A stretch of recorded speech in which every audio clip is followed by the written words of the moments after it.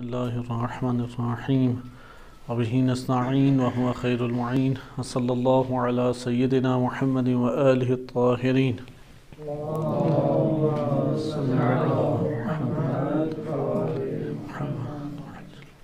ماہ مبارک رمضان کی مناسبت سے فرشتوں اور ملائکہ کا موضوع آپ کی خدمت میں پیش کیا جا رہا تھا۔ سورۃ القدر آیت نمبر 4 کے ذیل میں ملائکہ کا ہم نے تفصیلی تعارف قرآن کریم کی آیات اور اس کے ضمن میں احادیث مبارکہ سے ملاحظہ کیا۔ حقیقت ملائکہ میں ہمیں جو زیادہ معتبر قول لگا وہ یہی تھا کہ ملائکہ مجرد ہیں، اللہ سبحانہ و تعالیٰ کی مخلوق ہیں اور عالم امر سے ان کا تعلق ہے، اور اس کے ساتھ ساتھ وہ متمثل ہو سکتے ہیں صورتوں میں، اور انسانی صورت کے اختیار کرنے یا انسانی صورت کے تمثل میں اپنی جگہ ان کی حقیقت باقی رہتی ہے، لیکن تمثل اختیار کرتے ہیں، جیسے قرآن کریم سورہ مریم آیت نمبر 17 میں واضح ارشاد ہوا فَتَمَثَّلَ لَهَا بَشَرًا سَوِيًّا۔ اسی طرح ہم نے پھر ان کی مختلف اصناف قرآن کریم کے ضمن میں دیکھی کہ ملک الموت اور ان کے اعوان ہیں جو موت کے فرشتے ہیں، اور اسی طرح ہاروت ماروت کا ہم نے مطالعہ کیا کہ جو تعلیم دینے کے لیے فرشتے آئے، اور تیسری نوع ہم پڑھ رہے تھے حفاظت والے فرشتے جو انسان کی حفاظت کرتے ہیں۔ یہ فرشتے اللہ کی تدبیر کا حصہ ہیں، اور اللہ تعالیٰ اس کائنات کے اندر فرشتوں کے ذریعے سے تدبیر فرما رہا ہے۔ اللہ سبحانہ و تعالیٰ ان فرشتوں کا محتاج نہیں ہے، لیکن اللہ کی حکمت کا تقاضا یہ ہے کہ اسی طریقے سے اللہ سبحانہ و تعالیٰ تدبیر کرے۔ یہ فرشتے اسی تدبیر کے اعتبار سے اللہ نے ان کے اوصاف رکھے ہیں، یہ معصوم عن الخطا ہیں، محفوظ ہیں ہر قسم کی قباحتوں سے، کسی قسم کا گناہ نہیں کر سکتے۔ یہ عیون و اخبار رضا میں امام رضا علیہ السلام سے منسوب روایت پڑھی کہ جس میں انہوں نے امام حسن مجتبیٰ علیہ السلام کے سے نقل کرتے ہوئے فرمایا کہ فرشتے معصوم ہیں، محفوظ ہیں، کسی قسم کا گناہ نہیں کرتے، نہ اللہ نے کبھی انہیں مسخ کیا ہے، نہ اللہ نے انہیں سزائیں دی ہیں۔ اس لیے فطرس کا واقعہ ہو روایات میں، یا ہاروت ماروت کے گناہ کرنے کا واقعہ ہو تفسیر قمی یا اختصاص شیخ مفید جیسی کتابوں میں منسوب روایات ہیں، ان روایات کا اعتبار نہیں کیا جائے گا کیونکہ یہ روایات عقلاً بھی درست نہیں ہیں، قرآن کریم کی آیات صریحہ سے ٹکراتی ہیں، اور متعدد ائمہ اطہار علیہم السلام کی احادیث مبارکہ سے ٹکراتی ہیں۔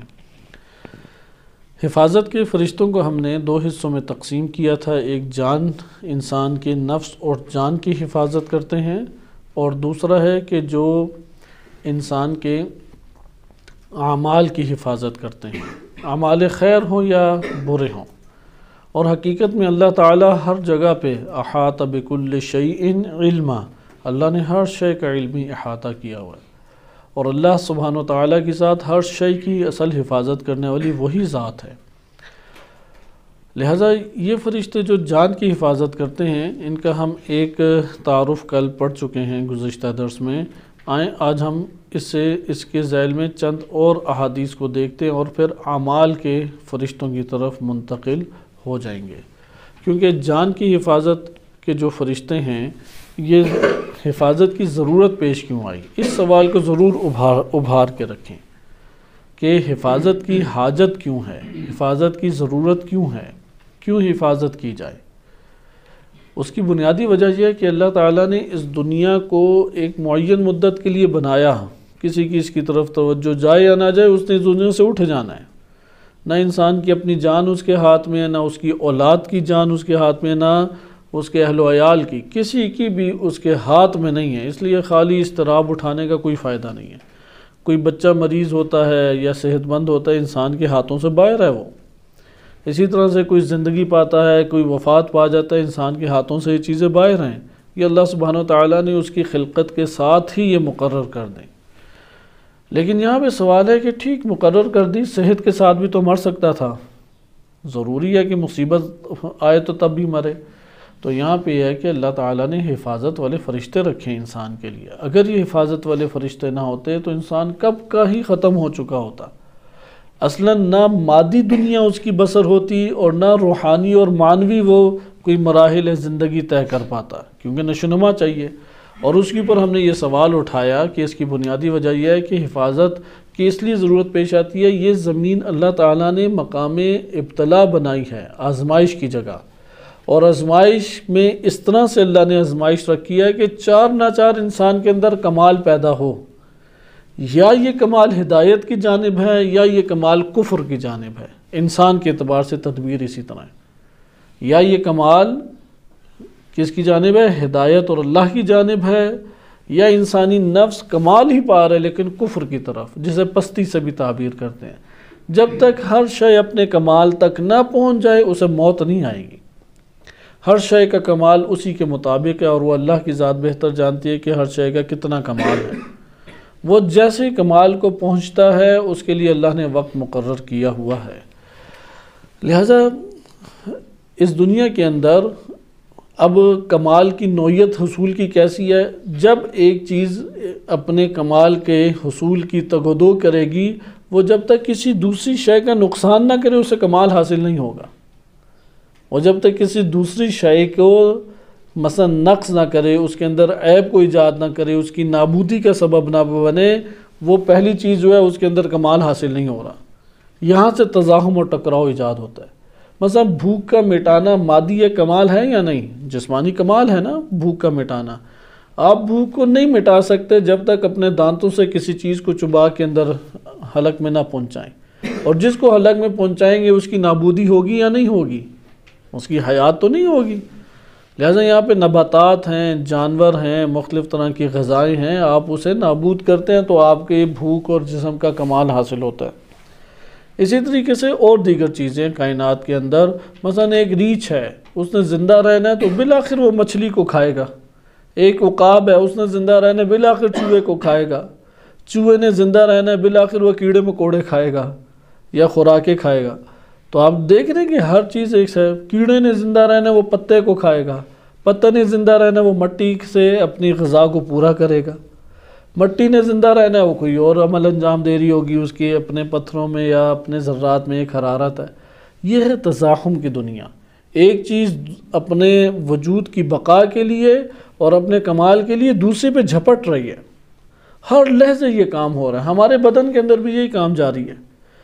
ہمارے بدن کے اندر اللہ تعالیٰ نے حفاظت کرنے والے جراثیم رکھے ہیں۔ اب باہر سے کتنے جراثیم اندر جاتے ہیں، ہمارے وہم و گمان سے بھی باہر ہیں۔ ہماری اس جلد کے اندر کے سوراخوں سے کتنے داخل ہو جاتے ہیں، منہ سے جا رہے ہیں، ناک سے جا رہے ہیں، سانسوں کے ذریعے سے جا رہے ہیں، خوراک کے ذریعے سے جا رہے ہیں، اندر ہی اندر بعض جراثیم بن رہے ہیں۔ ان سب کا دفاع کرنے کے لیے ایک پوری فوج ہمارے بدن کے اندر پیدا ہوئی ہوئی ہے، وہ آپس میں ٹکرا رہی ہے۔ لہٰذا ٹکراؤ کی دنیا ہے۔ اس ٹکراؤ کی دنیا میں اگر حفاظت نہ ہو، انسان تو اس دنیا سے کیا۔ اسی طرح مانوی راہوں پہ تو ابلیس بیٹھا ہوا ہے، اس کے چیلے بیٹھے ہوئے ہیں، کارندے بیٹھے ہوئے ہیں، ان مانوی راہوں سے کیسے انسان گزرے گا؟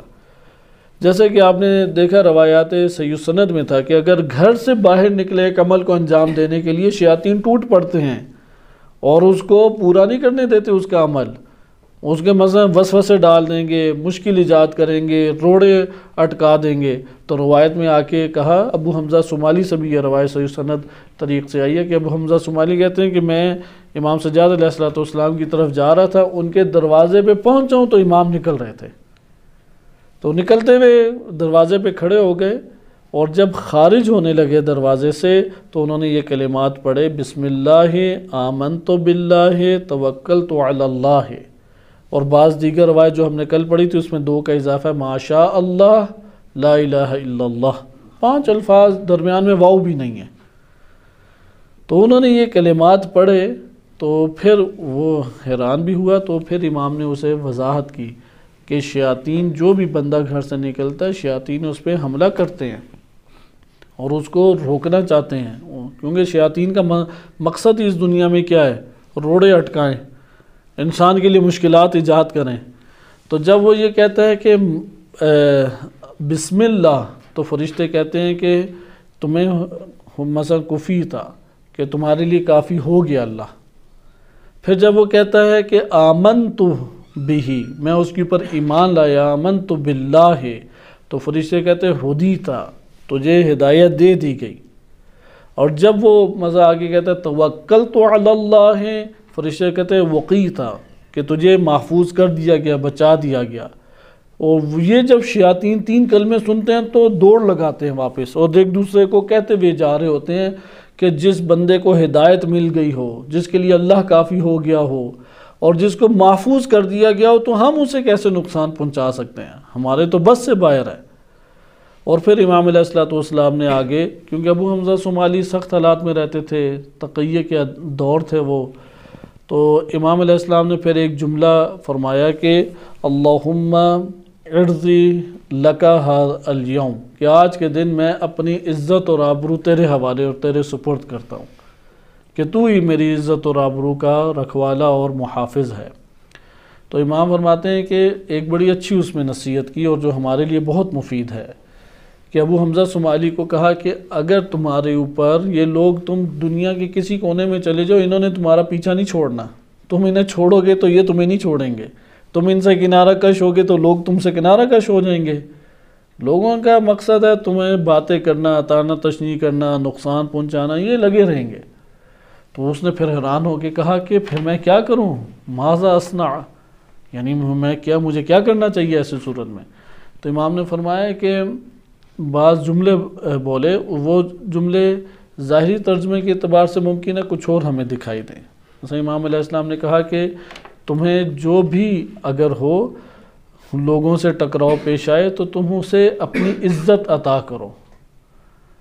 یعنی عزت عطا کرو سے کیا مراد ہے کہ اگر تم سے کوئی ٹکراتا ہے، کوئی توہین کر دیتا ہے، کوئی مذمت کرتا ہے، کوئی الجھ جاتا ہے، تو وہی جو قرآن نے کہا ہے کہ قالوا سلاما اذا خاطبهم الجاہلون قالوا سلاما، تو سائٹ پہ ہو جاؤ اور روز قیامت کے لیے اسے چھوڑ دو، کہ روز قیامت لفقرک و فاقتک، کہ اس مقصد اس کو تم اپنے غربت اور فقر کے دنوں کے لیے چھوڑ دو، کہ غربت اور فقر کے دنوں میں یہ تمہیں کام آئے گا، کہ جب قیامت کے دن لایا جائے گا اور تمہارے اعمال نامہ ہلکا ہوگا اور تم فقیر اور غریب نظر آ رہے ہوگے، تو وہاں پہ تم اس بندے سے اپنا انتقام لینا اور اپنے آپ کو مال و مال کرنا۔ تو یہ آپ نے ملاحظہ کیا کہ شیاطین کا اس دنیا کے اندر انسان کے لیے، انسان کے اوپر ایک ہجوم ہے، آفات کی طرح یہ ٹوٹ پڑتے ہیں انسان کے اوپر۔ ایسے میں حفاظت کی ضرورت ہے، اور اللہ تعالیٰ نے حفاظت کے فرشتے باقاعدہ قرار دیے ہیں، اور ان فرشتوں کی تعداد میں اضافہ بھی ہو سکتا ہے، کمی بیشی بھی ہوتی ہے، لیکن معین فرشتے معین ہی ہیں۔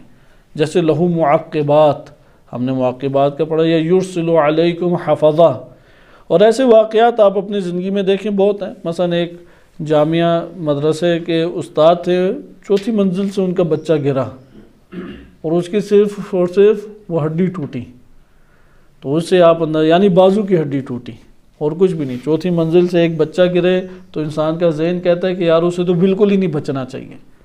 اسی طرح سے اور بہت سارے افراد ہیں کہ وہ بڑے بڑے بلندیوں سے گرتے ہیں، بچ جاتے ہیں، تو کس نے زمین کے پاس لا کے اسے ہلکا اور روک لیا ایک نو، یا اسے ایسی زد پہنچانے سے بچا لیا؟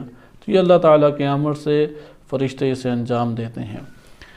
ایک روایت اور ملاحظہ کریں اس سے آگے، امام سجاد علیہ السلام سے جو روایت تھی وہ تو میں نے بھی آپ کی خدمت میں سنا دی، اور اس کے آخر میں جو ایک سبق تھا، یہ سبق بہت اہم ہے جو امام سجاد علیہ السلام نے ابو حمزہ صومالی کو بتایا، کہ امام علیہ السلام نے اسے کہا کہ اعطہم من عرضک، تو اپنی عزت انہیں عطا کر، یعنی قرض دے دو تم اپنی عزت عطا کر۔ کیسے کہ تمہاری عزت پہ جب حملہ کریں تو تم ان کی عزت پہ حملہ نہ کرنا، خاموش ہو کے تم ایک طرف سے چلے جانا۔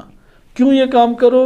لیوم فقرک و فاقتک، کہ وہ اس دن کے لیے کہ جب تیرے اوپر فقر طاری ہوگا اور فاقوں کا دن، تیرے اوپر سختی کا دن ہوگا، اس دن تو اپنی اس عزت کا ان سے انتقام لینا۔ تو آپ نے ملاحظہ کیا کہ فرشتے ہیں کہ جو شیاطین کو پھر روکتے ہیں، شیاطین کو پاس نہیں آنے دیں گے۔ جب اس نے یہ کلمات پڑھے تو فرشتے پھر شیاطین سے مخاطب ہو کے کہتے ہیں کہ اس نے یہ کلمات پڑھ لی، اب اس کے قریب نہیں تم لوگوں نے آنا چاہیں تو ہم کل روایت پڑھ چکے تھے کہ فرشتے پھر انہیں چہروں پہ ضربے لگاتے ہیں، یہاں تک کہ شیاطین ادھر سے چلے جاتے ہیں اور انسان بآسانی اپنے عمل کو انجام دے سکتا ہے۔ اسی طرح سے ایک اور واقعہ امام علی علیہ السلام کا ہے، یہ بھی صحیح سند ہے، سعید بن قیس حمدانی ہیں، جنگ کا واقعہ ذکر کرتے ہیں۔ یہ واقعہ جو ہمارے پاس وارد ہوا ہے صحیح سند ہے، اور اس واقعے کو شیخ یعقوب کلانی رحمۃ اللہ علیہ نے الکافی میں نقل کیا ہے۔ سعید بن قیس حمدانی کہتے ہیں، یعنی اس سے آپ دیکھیں کہ فرشتوں کے یہ وہ موارد ہیں عملی جو ہمیں اس دنیا کے اندر اللہ کی تدبیر نظر آ رہی ہے، کیونکہ اعمال تمام کے تمام امور کا مرجع وہ اللہ سبحانہ و تعالیٰ کی ذات ہے۔ انسان جب اللہ تعالیٰ سے غافل ہوتا ہے وہاں پہ انسان کے لیے پریشانی ہے، وَإِلَّا پریشانی نہیں ہے۔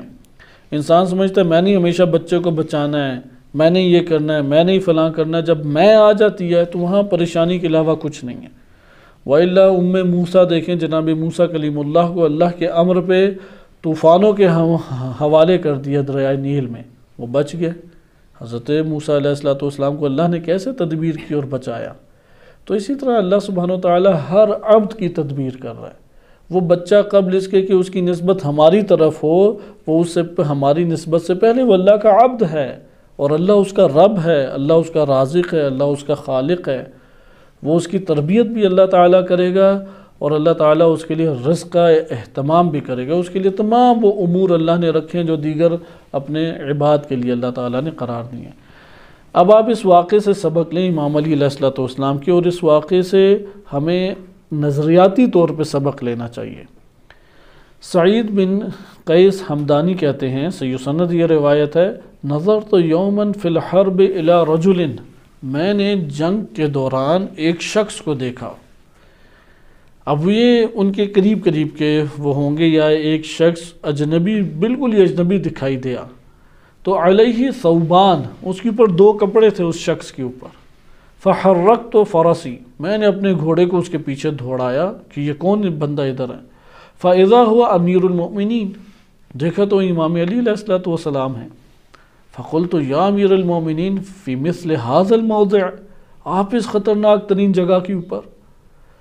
فقال، امام علیہ السلام نے فرمایا، نعم یا سعید بن قیس، کہ سعید بن قیس ہاں میں ہی ہوں۔ انہ لیس من عبد، کوئی بندہ اس دنیا میں نہیں ہے، الا ولہ من اللہ حافظ و واقیۃ، کہ مگر اس کے لیے اللہ کی جانب سے حفاظت کرنے والا اور بچانے والا ہے۔ وقایقی، بچانا، حفاظت اور بچانے والا ہے۔ معہ ملکان، اب تفصیل امام فرما رہے ہیں، اس کے ساتھ 2 فرشتے ہیں، یحفظانہ، اس کی حفاظت کرتے ہیں، من ان یسقط من رأس جبل، کہ پہاڑ کی بلندی سے کہیں اس کے اوپر کچھ نہ گر جائے، او یقع فی بئر، یا کسی کنویں میں جا کے نہ گر جائے، اسے گرنے سے اور مرنے سے بچاتے ہیں۔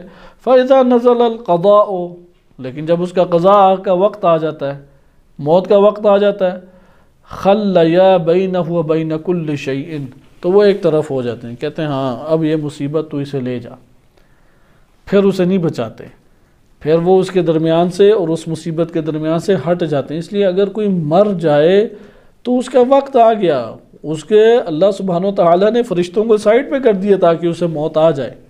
ٹھیک ہے، موت کے اسباب ایک دفعہ قہری ہوتے ہیں اور ایک دفعہ عمدی ہوتے ہیں۔ عمدی موت کے اسباب ہوں تو وہاں پہ سزا اللہ تعالیٰ نے رکھی ہے، قہری اگر موت کے اسباب ہوں تو وہاں پہ اللہ سبحانہ و تعالیٰ نے صبر کو قرار دیا۔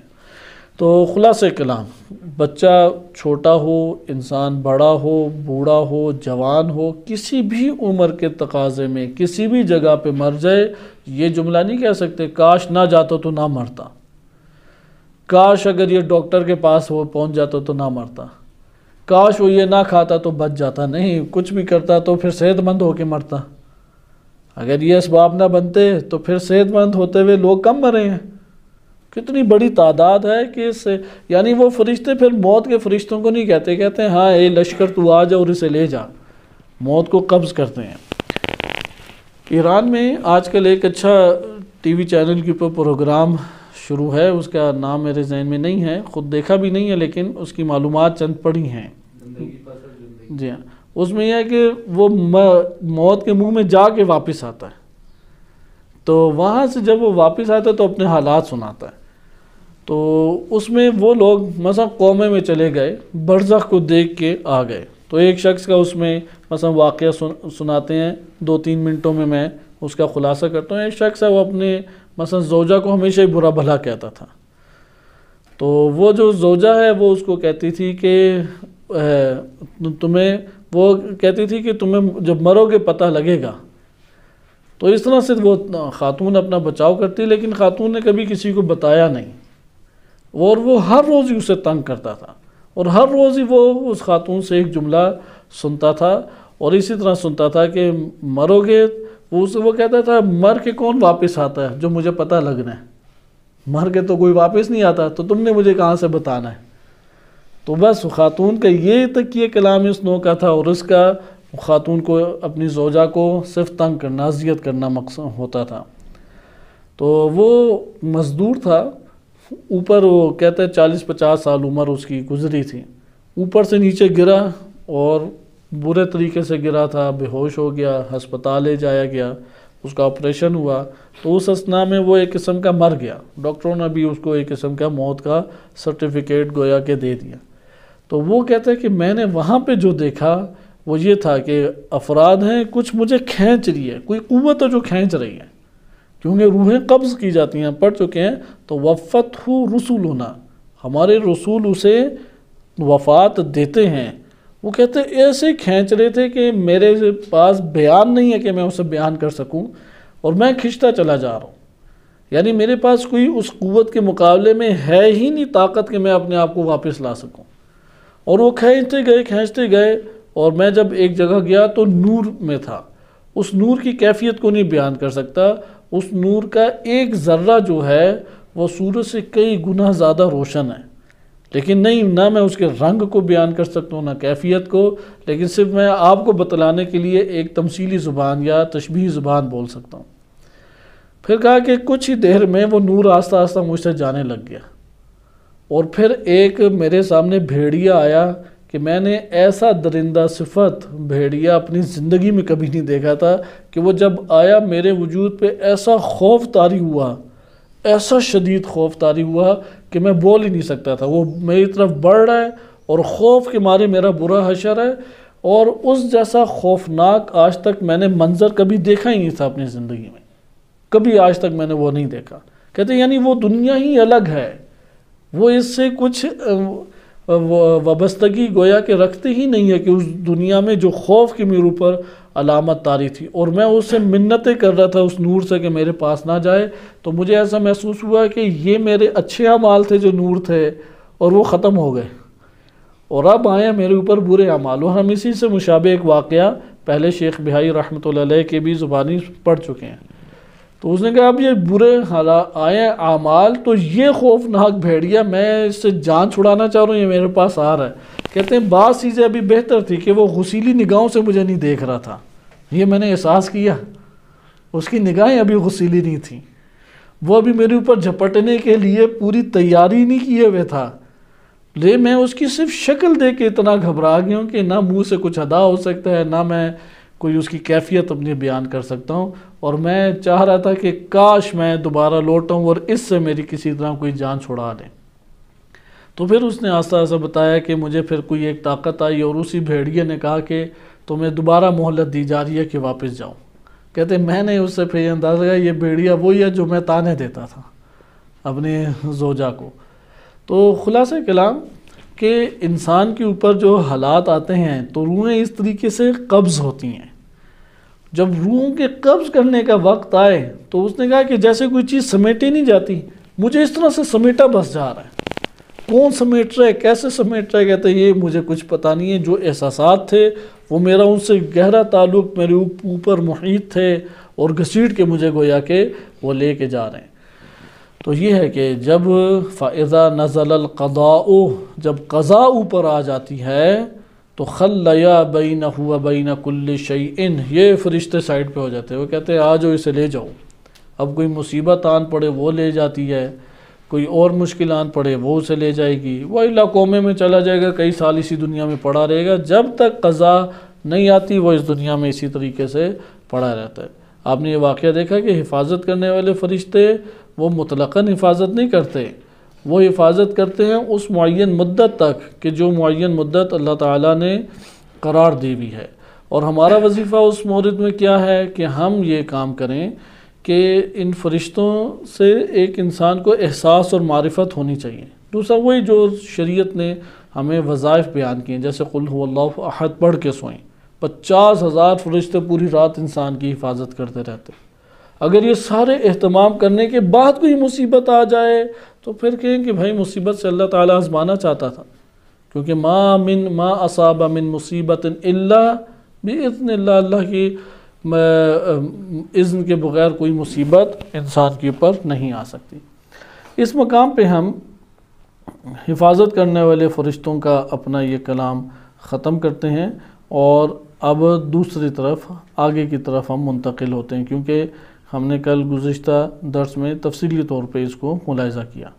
دوسرے فرشتے ہیں اعمال کے فرشتے۔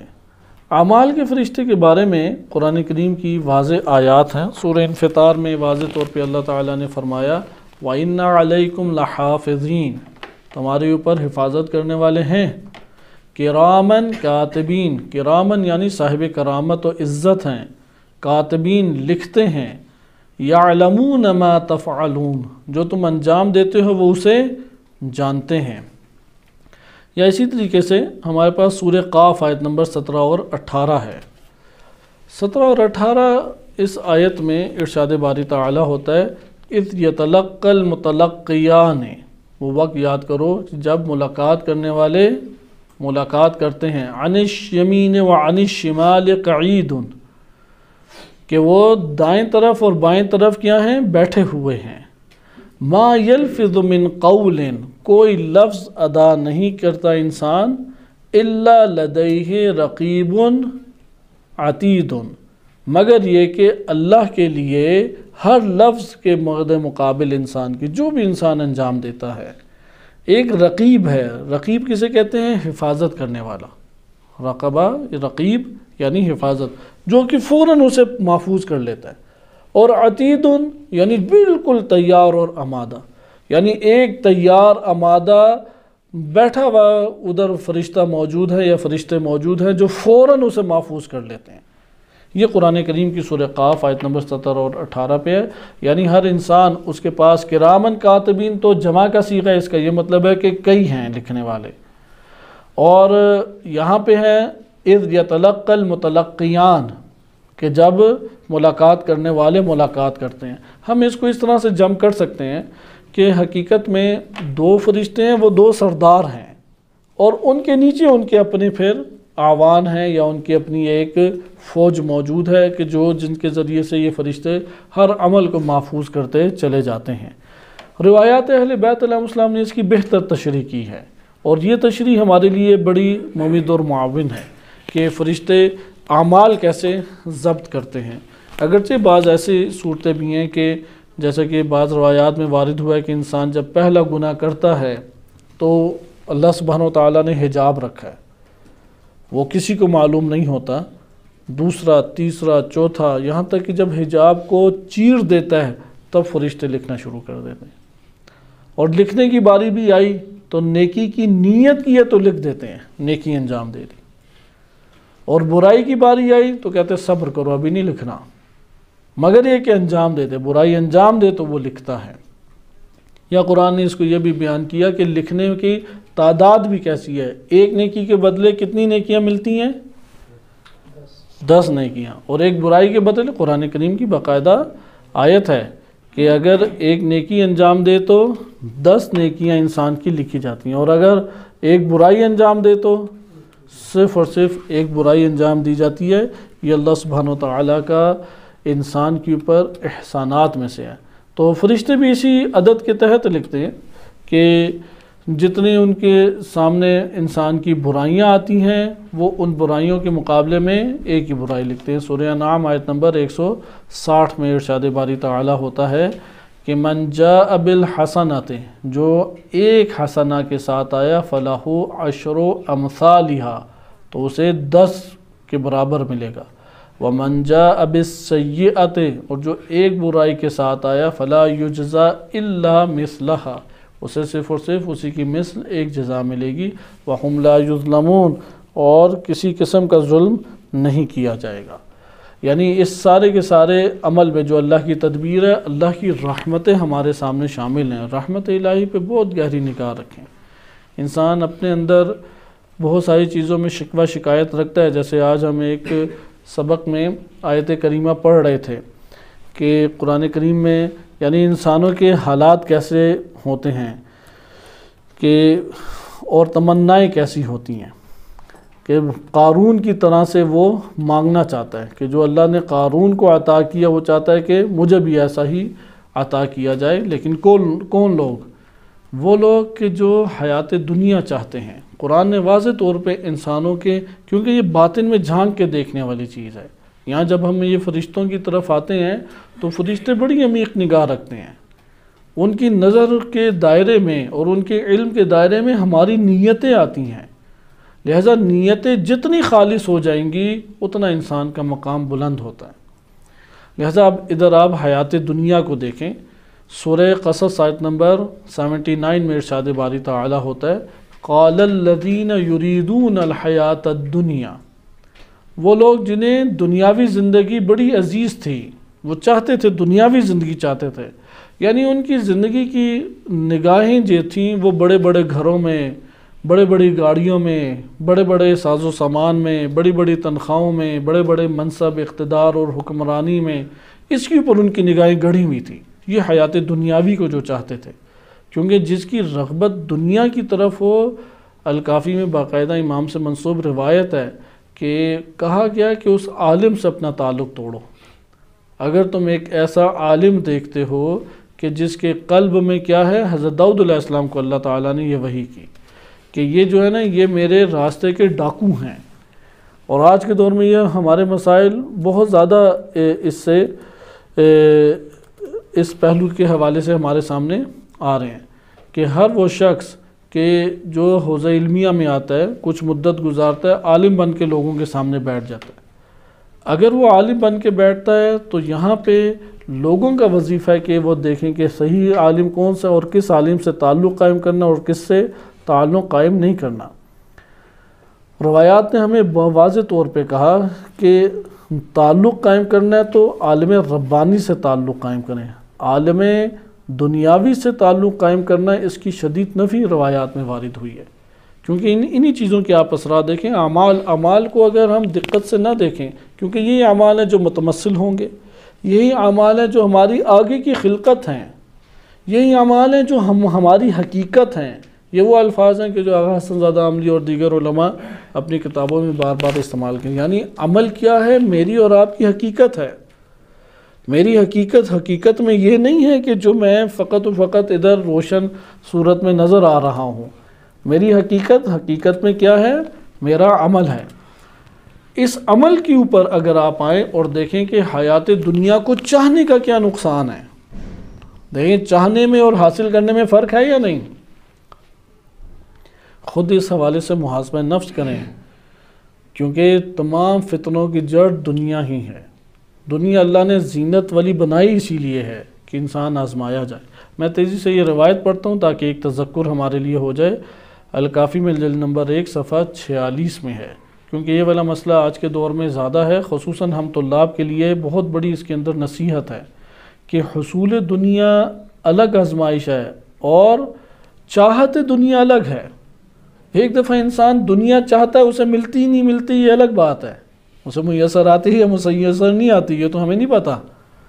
چاہنے کے اوپر قرآن کریم کی آیات ہیں، چاہنے کے اوپر روایات ہیں، چاہنا ہی بد ہے، اس کا مل جائے تو اور آزمائش ہے اس کے چاہنا اور اس کی رغبت ہی کی نفی ہے۔ کہ یہ روایت ہے امام صادق علیہ السلام سے حفص بن غیاث نے نقل کی ہے۔ امام صادق علیہ السلام فرماتے ہیں اذا رأیتم العالم، اگر تم ایک ایسا عالم دیکھو محبا لدنیاہ، جو دنیا سے محبت کرتا ہے۔ محبت کا انسان کو علم آثار محبت سے ہوتا ہے، جس سے محبت ہوتا ہے اس کے لیے وہ چیزوں کو ترک کرتا ہے۔ مثلا اولاد سے محبت ہے تو اولاد کی خاطر وہ بڑی بڑی چیزوں کو ترک کر دے گا، اولاد کی خاطر حتیٰ اپنی زندگی کو ترک کرنے کے لیے تیار ہو جاتا ہے۔ آثار سے انسان کو پتہ لگتا ہے، اس لیے زبان سے محبت کا کبھی نہیں علم ہوتا، آثار سے انسان کے علم ہو جاتا ہے۔ اور آثار میں پہلی چیز ہے حمایت، تعلق اور اس کے مد مقابل سے ترک۔ لہذا دنیا کی محبت کیسے ہمیں پتہ لگے ہے یا نہیں؟ ادھر دنیا مل رہی ہے، ادھر علم مل رہا ہے، وہ دنیا کو لیتا ہے تو ادھر کیا آ جاتا ہے؟ پتہ لگتا ہے کہ دنیا سے محبت۔ ایک جگہ پہ انسان کو لذت مل رہی ہے، ایک جگہ علم مل رہا ہے، اگر وہ لذت کی طرف جاتا ہے پتہ لگ جاتا ہے کہ اس کے انسان کی اس سے محبت ہے۔ ایک طرف انسان کے لیے علم ہے اور ایک طرف اس کے لیے بڑی اچھے امیر کبیر لوگوں سے ملاقاتیں یا منصب ہے، اس کا علم کی طرف دھیان ہے، پتہ لگ جاتا ہے کہ یہ دنیا دار نہیں ہے۔ لہذا دنیا دار ہونا پہچاننا کوئی مشکل نہیں ہے، اپنے آپ کو پہلے پہچانے، پھر اس دنیا میں جس عالم سے رابطہ قائم کرنا ہے اس کے اندر دیکھیں کہ دنیا داری کی جھلک ہے یا نہیں۔ اس وقت ہمارے ممبر کو انہی دنیا دار لوگوں نے برباد کیا ہوا ہے۔ آئیں آپ دیکھیں، پہلی بات اذا رأیتم العالم محبا لدنیاہ، کہ اگر تم ایک ایسا عالم دیکھو کہ جو اس دنیا اپنی دنیا سے کیا کرتا ہے؟ محبت کرتا ہے، فاتہموہ علی دینکم، تو تم اسے متہم کرو اپنے دین میں، کہو کہ یہ دیندار نہیں ہے، دنیا دار ہے۔ اگر ایک عالم میں دنیا داری، گاڑیوں کی محبت، گھروں کی محبت، منصب کی محبت، مال و دولت کی محبت آشکار ہے لوگوں کے سامنے، اسے متہم کرو کہ یہ دین نہیں رکھتا۔ فَإِنَّ كُلَّ مُحِبٍّ لِشَيْءٍ يَحُوتُ مَا أَحَبَّ، ہر انسان جس سے بھی محبت کرتا ہے وہ اس محبت کرنے والی شے سے کا احاطہ کر لیتا ہے، محبت کے عنوان سے احاطہ کرتا ہے۔ محبت بڑا ایک گہرا اور خوبصورت ربط ہے، اور محبت ہی سے انسان کی قیمت پتہ لگتی ہے۔ پست چیزوں سے محبت انسان کو پست بنا دیتی ہے، اعلیٰ ترین چیزوں سے محبت اعلیٰ بنا دیتی ہے، اللہ سے محبت سب سے بالا تر لے جاتی ہے، آئمہ اطہار علیہ السلام سے محبت بالا تر کر دیتی ہے، شہادت سے محبت، دین سے محبت، اطاعت سے محبت درجات بنتے چلے جاتے ہیں۔ اچھا اگر ہو اولاد سے محبت، آپ کو ہمیشہ دیکھیں کئی فسادات اس دنیا میں کرتا دکھائی دے گا، گھر سے محبت فسادات کرتا دکھائی دے گا۔ مثلا ایک بندے نے سوال کیا کہ خمس ہمارا ہے، تو اگر ہم خمس دیں تو ہمارے پاس تو پیسے نہیں بچتے، تو میں نے کہا کہ اکثر تو حصہ آپ ہی کے پاس 80%، 20% آپ کے پاس نہیں بچتا، وہ 20% مثلا 4-5 کروڑ ہیں تو 20% بھی زیادہ بن جاتا ہے، تو وہ اس کے ہاتھ سے نہیں نکل پا رہا، وہ اسے نہیں دے پا رہا، کیونکہ مال سے محبت ہے، بالآخر مال سے محبت اسے کھینچ کے اس جگہ پہ لے جائے گی، وہ ایک کام کرے گا، پھر اس کی وجہ سے دوسرا کرے گا، تیسرا کرے گا، چوتھا کرے گا، ایمان سے اسے خارج کر دے گی محبت۔ تو اس لیے جس سے انسان محبت کرتا ہے اس سے انسان احاطہ اس کا کرتا ہے، یہ ہے محبت کے اعتبار سے احاطہ۔ اس لیے سورہ توبہ آیت نمبر 24 میں نفی کی گئی ہے کہ اللہ اور اس کے رسول اور اللہ کی راہ میں نکلنے سے زیادہ تمہیں اپنے گھر بار، بہن بھائی، والدین، اپنے بیوی بچے، یہ تمہیں محبوب نہیں ہونے چاہیے۔ اگر یہ محبوب ہیں تو اللہ کے عذاب کا تم انتظار کرو۔ یہ اللہ تعالیٰ کی آیت سورہ توبہ آیت نمبر 24 یہ کفار کے لیے نہیں آئی، کیونکہ کفار تو اللہ کی راہ میں نہیں نکلتے تھے۔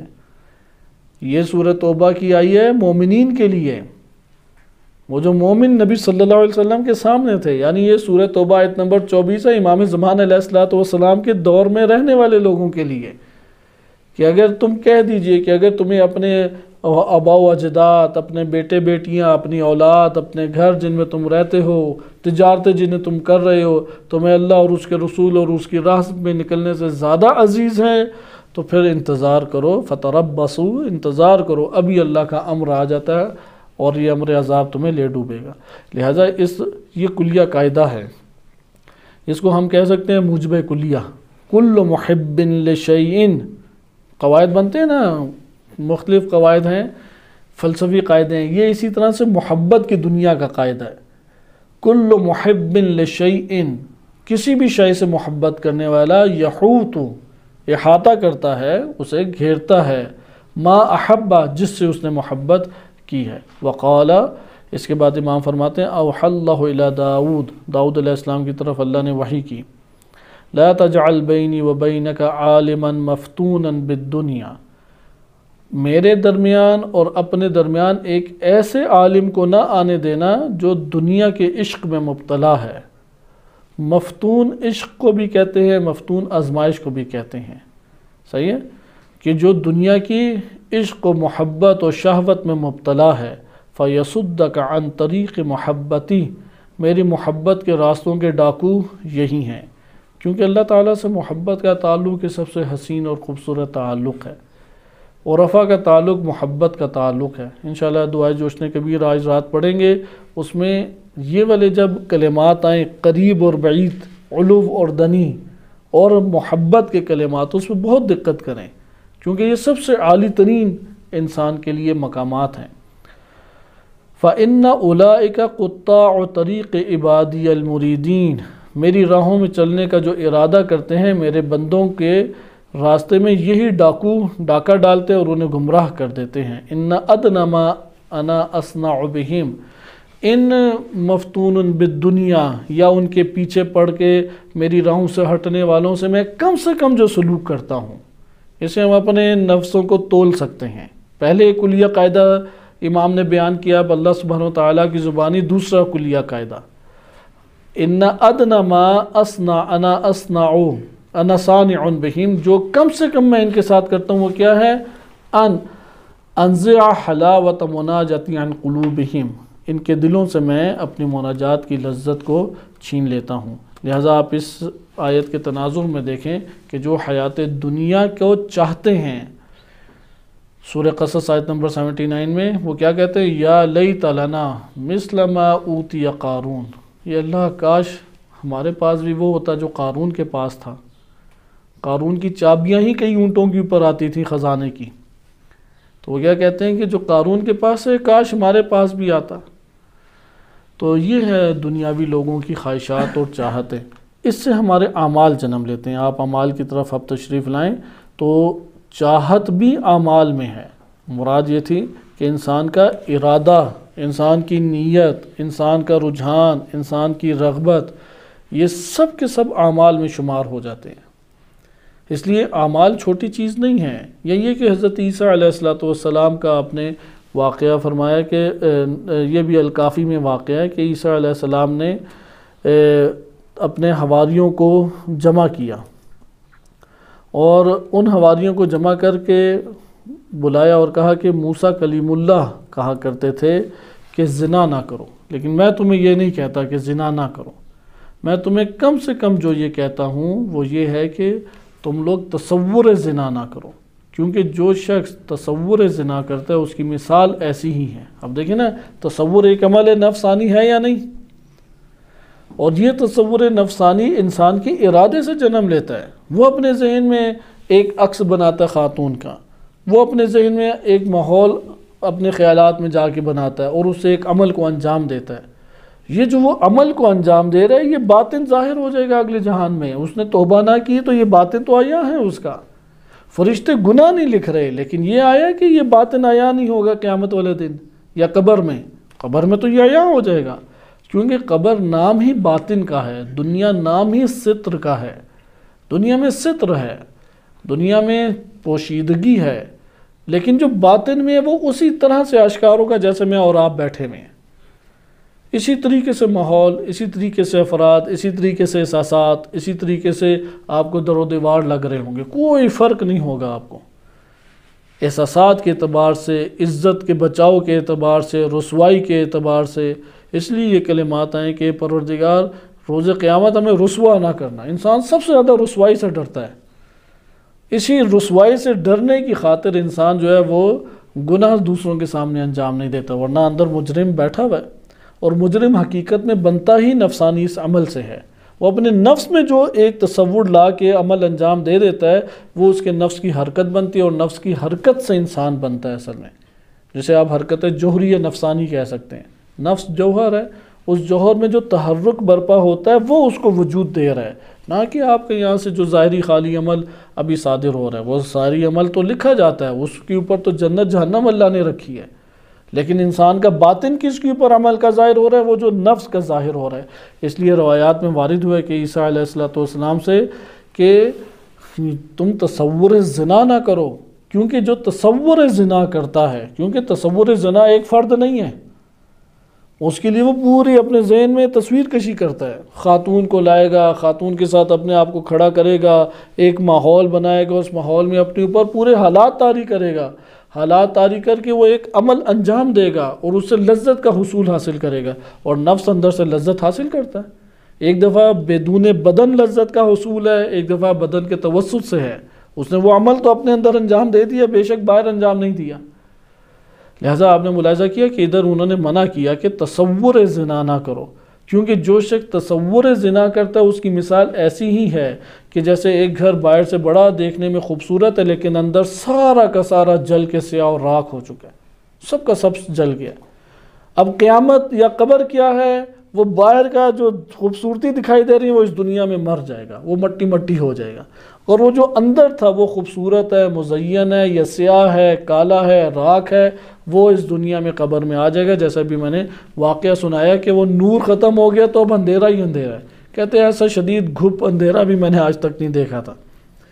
تو آپ نے ملاحظہ کیا کہ اعمال جب لکھنے میں آتے ہیں تو فرشتوں کو اللہ نے اتنا دقیق بنایا ہے کہ وہ نیتوں کو پڑھتے ہیں جا کے، وَإِلَّا منافق کے تو اعمال حسنہ ہمیشہ ہوں، وہ نیتوں کو پڑھ لیتے ہیں تو منافق کے اعمال بد ہی لکھے جاتے ہیں، وہ نیتوں کو پڑھ لیتے ہیں تو ریاکاری کا روزہ شمار نہیں ہوتا، ریاکار نہ اس کی نماز ہے نہ اس کا روزہ ہے، اسے سب قضا کرنے پڑیں گی۔ لہٰذا یہاں پہ آپ نے اعمال کی نوعیتوں کو دیکھا۔ اسی اعمال کی نوعیت میں ایک اور اہم چیز بھی بیان کروں جو آغا حسن زادہ عاملی اپنی کتب میں بیان کرتے ہیں۔ اعمال انسان کی حقیقت ہیں، حقیقی حقیقت کیا ہے؟ یہ اعمال ہیں۔ انسان کو اگلے جہان میں اللہ تعالیٰ خلق کس کے ذریعے سے کر رہا ہے؟ اس کے اعمال سے خلق کر رہا ہے، وہ اعمال اس کی خلقت ہیں۔ انشاءاللہ ایک اور روایت آئندہ آئے گی کہ جو مومنین ہیں اور با ایمان اس دنیا سے اٹھ گئے، اللہ تعالیٰ ان کا یہ جسم جو ہے اسی طریقے سے ان کا وہاں پہ لوٹا دے گا۔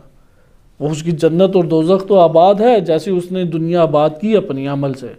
یا اس کو ایک اور تعبیر میں آغا حسن زادہ عاملی حافظہ اللہ تعالیٰ فرماتے ہیں، انسان کے وجود کے اندر نفس میں ملکات ہیں۔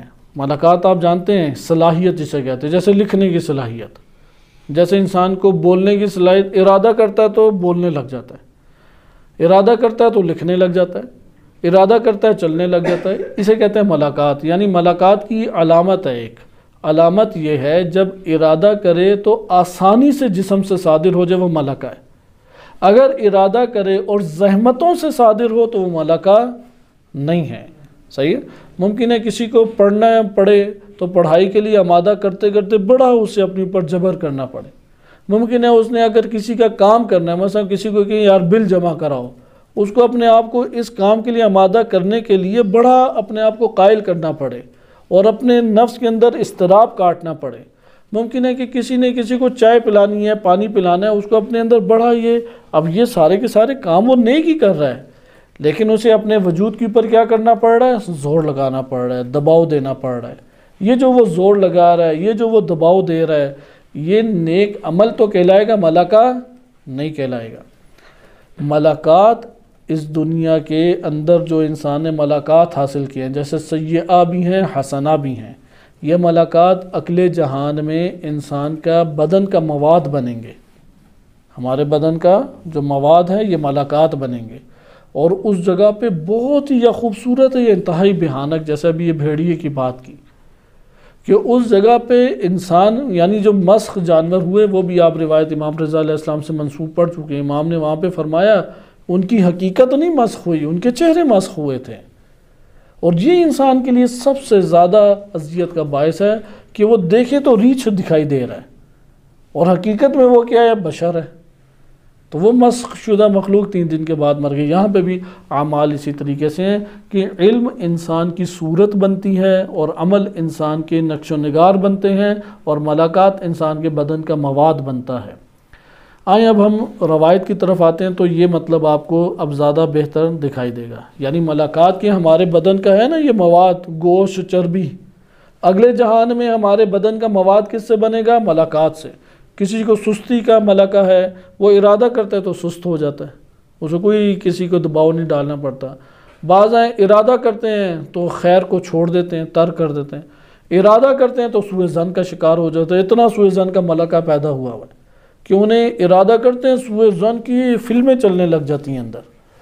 اسی طرح ارادہ کرتے ہیں حسد کرنے لگ جاتے ہیں، ارادہ کرتے ہیں تکبر کرنے لگ جاتے ہیں۔ مشکل ہی نہیں ہے کسی سے منہ موڑ لینا، مشکل ہی نہیں ہے کسی سے بدتمیزی کرنا، ان سے کوئی مشکل نہیں ہے۔ کوئی کسی کے احسانات ہوں احسانات نہ ہو، اس نے تعلق توڑنا مشکل ہی نہیں ہے، وہ کنارے پہ ہو جائے گا آرام سے۔ لیکن بعض ہیں انہیں تعلق توڑتے ہوئے بڑی پریشانی کا سامنا کرنا پڑتا ہے، بڑے طریقے سے پاس جاتے ہیں، گھبراتے ہیں، بالآخر وہ اذیت کا شکار ہوتے ہیں، ملتے جلتے بھی رہتے ہیں، متذبذب بھی رہتے ہیں۔ اب یہ بھی ایک غلط کام کر رہا ہے، لیکن یہ ملکہ نہیں ہے۔ بعض کو برائیوں کے ملکات ہیں، عدم توکل کا ملکہ، پتہ نہیں میرا گھر کیسے چلنا ہے، میرا بسر بھی ہوگا یا نہیں ہوگا، میں زندہ بھی رہوں گا یا نہیں۔ یہ ملکات ہیں کہ جو انتہائی بری صورت میں انسان کے سامنے آ جائیں گے۔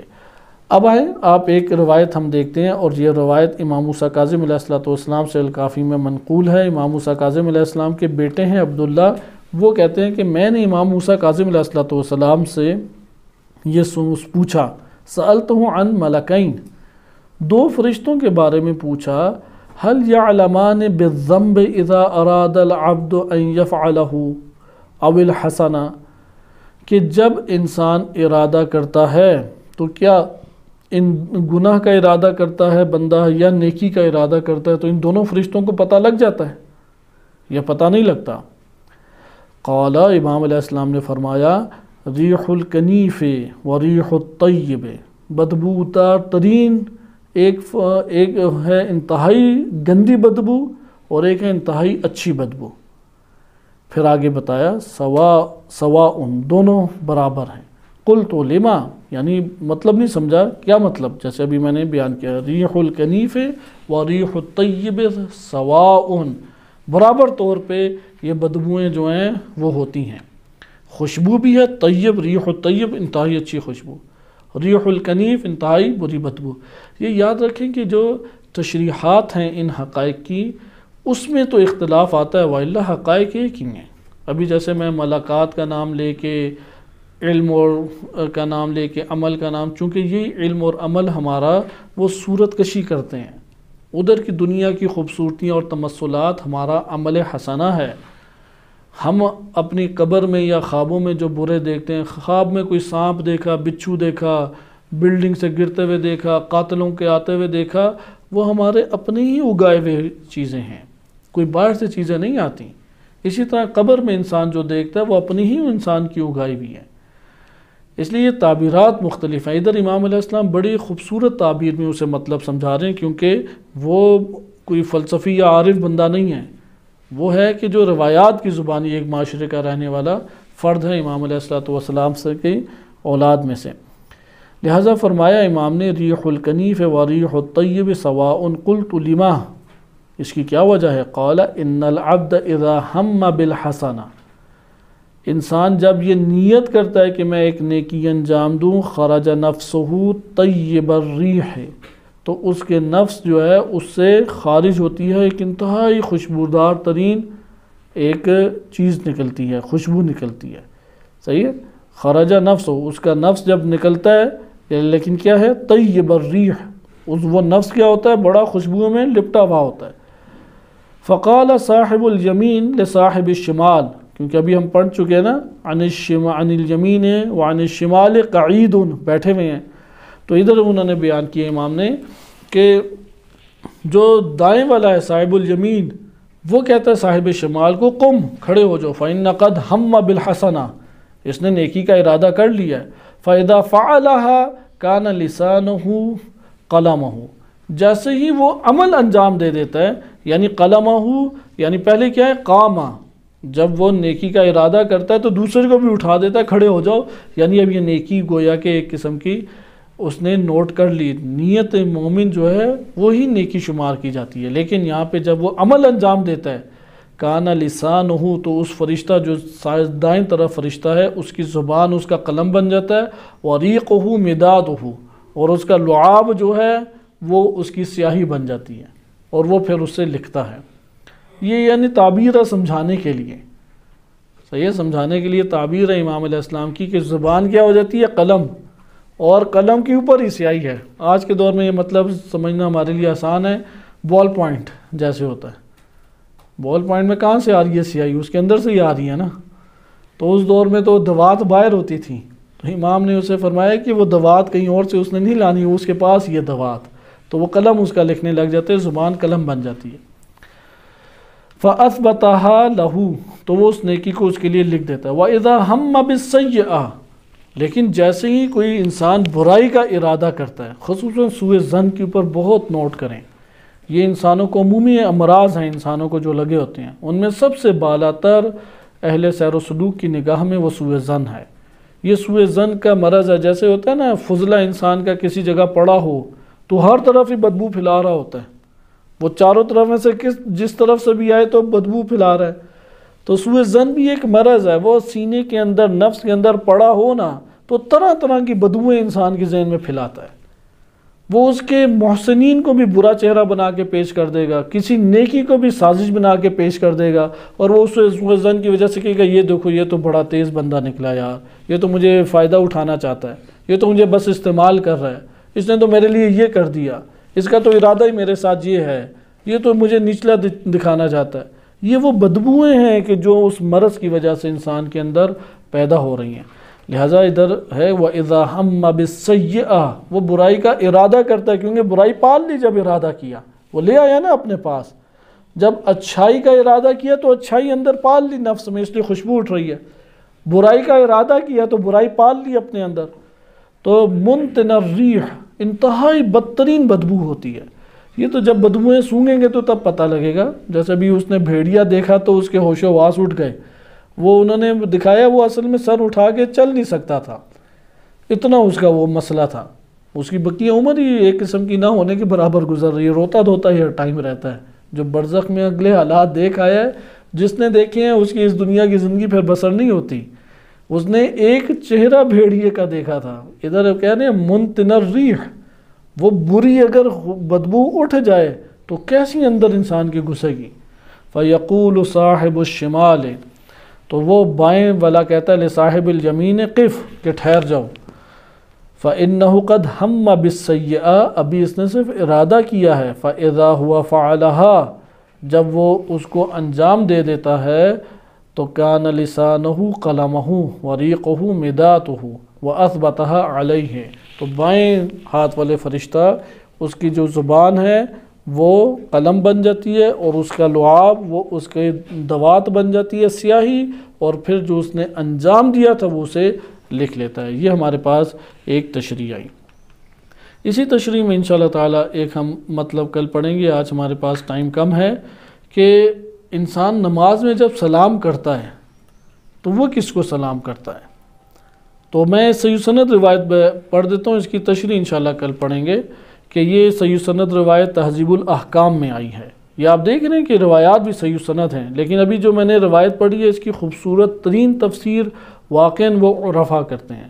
آپ پڑھیں محدثین کی تشریح بھی، مفسرین کی، فقہا کی، متکلمین کی، فلاسفہ کی، لیکن جب آپ عرفا کی پڑھیں گے تو اس میں آپ کو چاشنی نظر آئے گی، یعنی عرفہ شیعہ نہ کہ دیگران، عرفہ شیعہ مثلا آغا حسن زادہ عاملی کی زبانی آپ پڑھیں تو آپ کو اس میں اور ایک رنگ نظر آئے گا اور بڑی خوبصورت تشریح نظر آئے گی۔ یہ روایت ہے امام موسیٰ کاظم علیہ السلام سے۔ امام جعفر صادق علیہ السلام کے ایک بیٹے ہیں علی، بڑی معروف اور بڑی عظیم شخصیت ہیں۔ یہ کہتے ہیں کہ میں نے رأیت اخوتی، میں نے اپنے کئی بھائیوں کو دیکھا، موسیٰ کاظم علیہ السلام و اسحاق و محمد، یہ سب کے سب امام صادق علیہ السلام کے بیٹے ہیں، یسلمون فی الصلاۃ عن الیمین والشمال، وہ سلام پھیرتے تھے دائیں طرف بھی بائیں طرف بھی، اور کیا کہتے تھے؟ السلام علیکم ورحمۃ اللہ، السلام علیکم ورحمۃ اللہ۔ اس لیے بعض فقہاء نے لکھا ہے کہ 2 دفعہ کہنا مستحب ہے آخر میں، مثلا پہلی دفعہ کہتے ہیں السلام علیکم ورحمۃ اللہ، گردن نہیں پھیرنی ہوں، اہل سنت گردن پھیر دیتے ہیں 2 دفعہ کہتے ہوئے، لیکن یہاں پہ کیا ہے؟ تسلیم، صرف سلام پڑھتے تھے وہ، یسلمون، اور کہتے تھے السلام علیکم ورحمۃ اللہ، اور پھر السلام علیکم ورحمۃ اللہ۔ اس کا فقہی حکم ایک ہمارے پاس روایت علل الشرائع میں ہے، اگرچہ سندن وہ صحیح نہیں ہے، صحیح سند روایت نہیں ہے، لیکن اس سے بعض مطالب کا اچھا استفادہ کیا جا سکتا ہے۔ تو روایت تھوڑی سی طویل ہے کہ اس کو انشاءاللہ تعالی ہم کل پڑھیں گے، اور اس سے آپ کو دائیں بائیں فرشتوں کی اہمیت پتہ لگے گی، اور اس روایت سے ہمیں یہ بھی پتہ لگے گا کہ فضیلت دائیں کو کیوں ہے اور بائیں کی نسبت وائلہ اللہ تعالیٰ کے دونوں ہی فرشتے ہیں۔ اور اسی ضمن میں ہم اللہ تعالیٰ کی اس رحمت کو پڑھیں گے کہ جب اللہ تعالیٰ اعمال مٹاتا ہے تو کیسے مٹاتا ہے، جسے آپ مغفرت کہتے ہیں۔ عفو کا مطلب یہ ہوتا ہے کہ فائل پڑی ہوئی ہے لیکن جج نے معافی دے دی۔ آپ کے کمپیوٹر میں مجرم کا پورا ڈیٹا موجود ہے لیکن جج نے کیا کہا ہے، آپ کو معافی دے دی، مثلا جیل میں 14 سال سزا تھی، اس نے 14 سال معاف کر دی ہے۔ لیکن مغفرت کا مطلب ہے محو الاثر، لغتاً نہیں مطلب اثر کا مٹا دینا، یعنی ڈیٹا ہی پیچھے سے اڑا دیا سارا، اصلاً اس کے ڈیٹا ہی موجود نہیں ہے۔ یہ رات مغفرت ہے، مغفرت کو طلب کریں۔ مغفرت ایک کوڈ بھی ہے، اللہ کی بارگاہ میں مغفرت کیا ہے، ایک کوڈ کی مانند ہے۔ اللہ کی سب رحمتیں اسے شامل حال ہوتی ہیں، خصوصی رحمتیں جس کی مغفرت ہے۔ اللہ کی سب برکات اسے شامل ہوتی ہیں جس کی مغفرت ہے۔ جس کی مغفرت ہو جائے اس کی تدبیر اللہ تعالیٰ اس سے جدا کرتا ہے، جس کی مغفرت نہیں ہوئی اسے بھی اللہ نشو نما دے رہا ہے، جس کی مغفرت ہوئی اسے بھی نشو نما دے رہا ہے، جس کی مغفرت نہیں ہوئی۔ تدبیر الہی میں ایک الگ انداز سے آتا ہے، اس لیے مغفرت کو حاصل کریں، بقیہ ضمنی چیزیں خود بخود حاصل انسان کے لیے ہوتی جائیں گی۔ اسی لیے دین اسلام میں بالخصوص آیات، روایات، مناجات، دعاؤں میں مغفرت کے حصول کا بہت تذکرہ ہے۔ مغفرت کی اگر دعا کریں مراتب اللہ تعالیٰ انسان کے طے کراتا ہے۔ انشاءاللہ محافظین نے اعمال کے بقیہ پہلوؤں کو ہم اگلے درس میں ملاحظہ کریں گے۔ صلی اللہ علیہ سیدنا محمد وآلہ الطاہرین۔